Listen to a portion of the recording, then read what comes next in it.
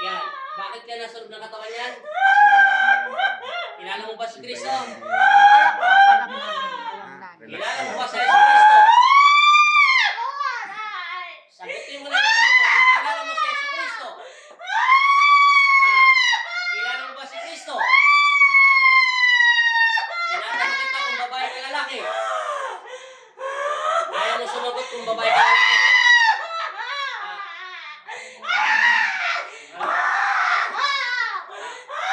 Bakit nasunod ka ng katawan niya? Anong ginagawa mo dyan?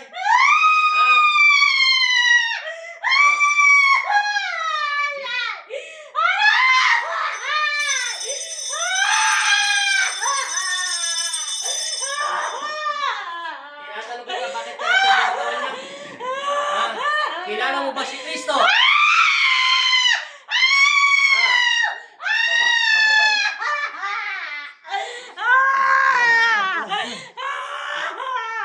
Tinatanong kita kung kilala mo ba si Kristo?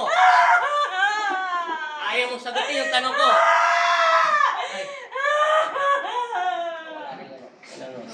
Kilala mo ba si Yesu Kristo?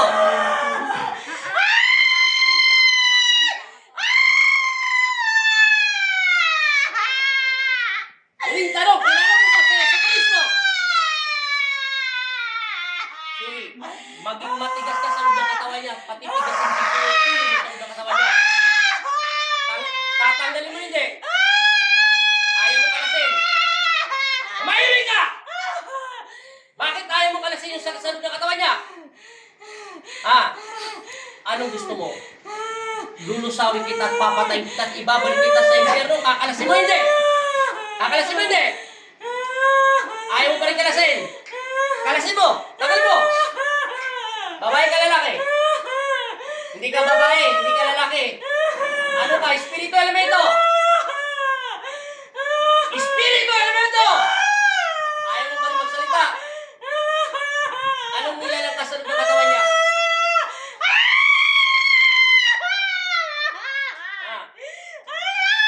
Anong nilalang ka sa loob ng katawan niya?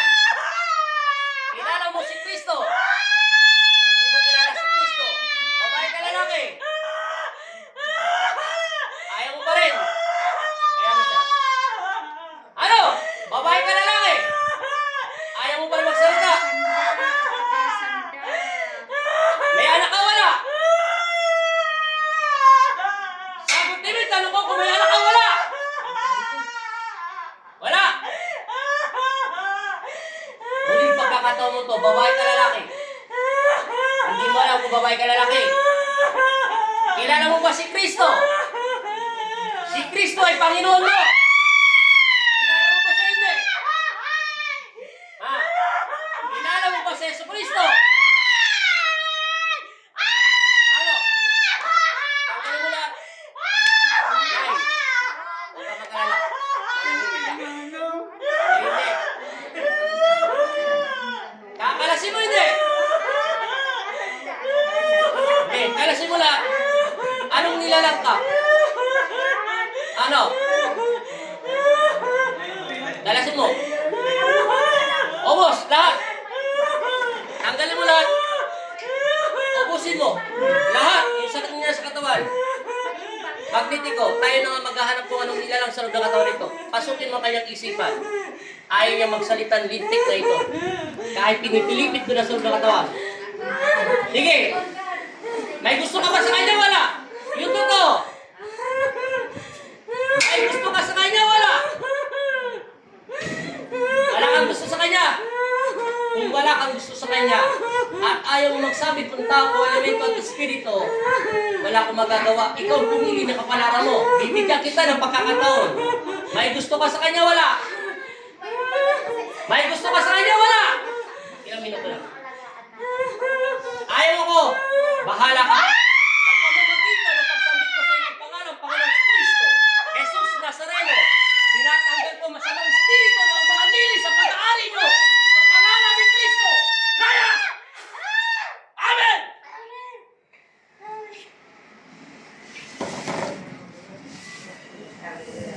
In Jesus' name.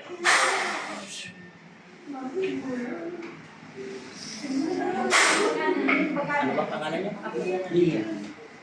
Dilya? Lia! Balik! Gising. Hinga na malalim. Pagka mo natatayo, antayin mo lang mag-release yung hangin ng katawan mo. Mayroon pa seconds yan. Masasagot mo rin tanong ko. May naririnig ka ba sa akin? Wala. Kung nagsasalita ako sa harapan mo, hindi. Ano ba sinasabi ko? Kung naririnig mo ako, ano ba sinasabi ko sa iyo?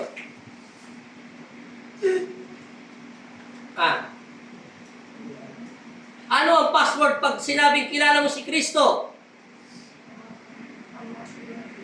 O bakit hindi mo sinasagot ang tanong ko? May pumipigil ba sa tenga mo? O sa bibig mo? Lumalabas. Anong wala lumalabas? Hindi ako makakulit sa salita. Nasaan ang isipan at diwa mo? Nasa dilim, nasa liwanag. Ako dilim po. Gaano kalalim o gaano kadilim ang pinupuntahan mo? Isipin mo yung walang ilaw, pag-brown out, sa labas ng bahay nyo, sa loob ng bahay nyo. Ano? Parang?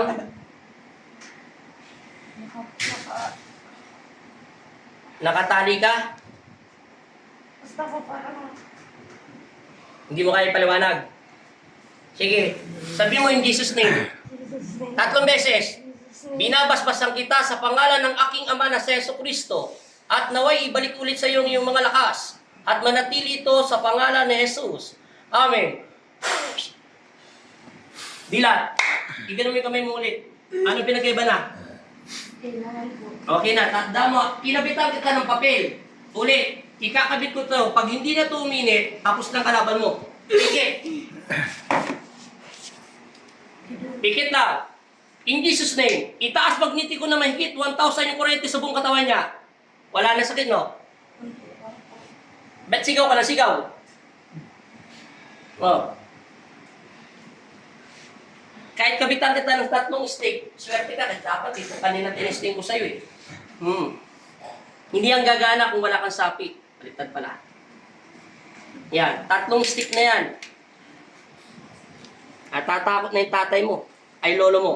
Masakit ba? Siyempre, ipinipisil ko, pero kanina bakit ka sumisigaw?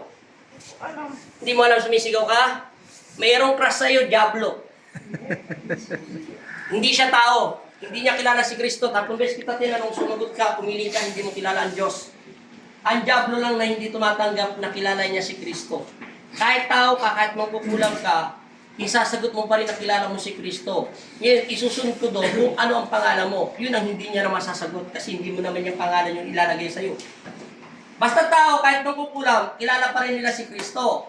Pero pagdating sa Diablo, hindi nila isasagot kung kilala nila si Kristo. Hindi nila yung masasabi. Itubig sa katawan mo. Wala tayong magagawa. Nasa loob sa'yo yung espiritu na masama.